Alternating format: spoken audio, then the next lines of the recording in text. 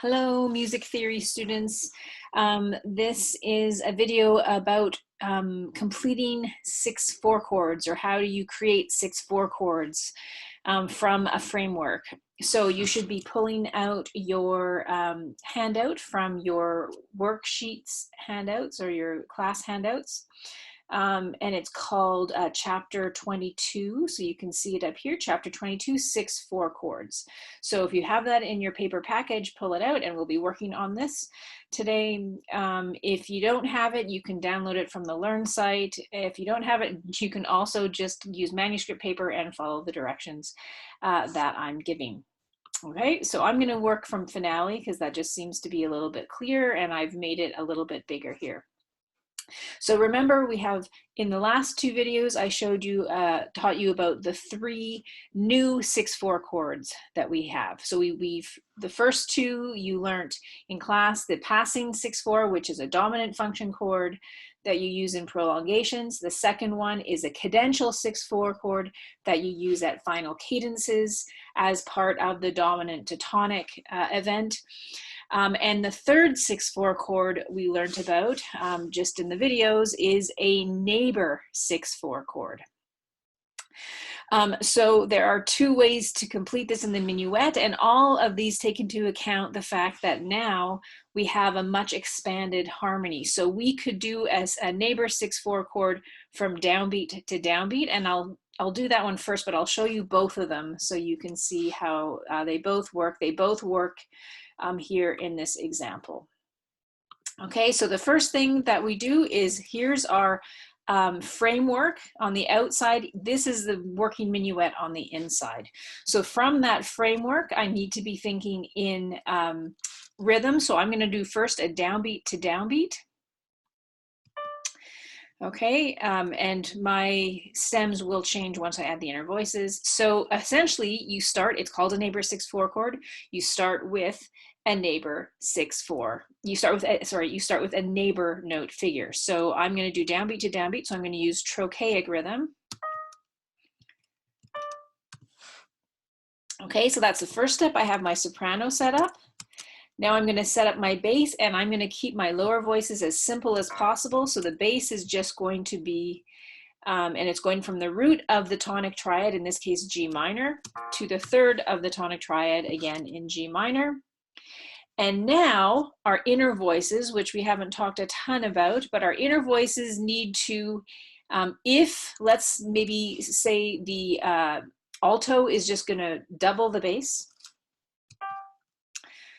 Okay, so it's just going to stay on the root of the chord for both beats. So then my tenor has to do whatever the soprano isn't doing. So in this point, we need all three notes of our triad. So we need a G, a B flat, and a D. We have the D, which is going the fifth above the chord to that sixth above the bass, the fifth of the chord to the sixth above the bass. So then in my tenor, I'm going to go then a third above. We need the B flat. Okay, so then I'm going to stress this here, B flat. Again, it also does neighbor note motion and can come back. Okay, so let me get rid of of the box. And so now you can see here is our neighbor 6/4, the way that we then have to do figured bass here. Make sure you put that in properly. Okay, this is a little bit big. I would make this smaller generally, but this is how finale is. Setting this up basically right now. Okay, so there's my full figured bass here. There's my, I'm not going to move this up, but there's my Roman numeral. This is a one chord being held over two measures. Okay, so that's the first way to create a 6/4 chord if we're doing a downbeat to downbeat neighbor 6/4. Of course, as you remember, you could also do this within the measure, in which case, why don't I set that up? I will leave most things in, but if we were going to do that, then how we would just focus on within the measure, and my soprano voice would do a within the measure neighbor. So we're going from beat 1 to beat 3 in our vocal figure, and again my tenor would come back, and I'm going to ignore the second measure because that doesn't matter. You could do something else there. What this means then is my figured bass then moves over. So my neighbor 6/4 happens on beat 2 instead of beat 3, and I've returned to the tonic triad on beat 3.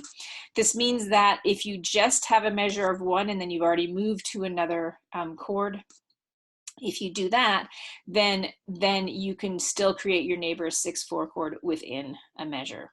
Okay, so that's the first one, creating a neighbor 6/4 within the measure. We showed it both within the measure and downbeat to downbeat. Hello, music theory students. I just noticed that in the previous video, when I was putting in the figured bass, I actually moved this over. That is not correct. This should be over here because this is a root position tonic triad, G, B flat, D. We go to the neighbor 6/4 and it returns to the G, B flat, D. And then we go to the tonic triad in first inversion. Okay, that's a correction for that. On to the next video where we'll talk about pedal 6/4 chords.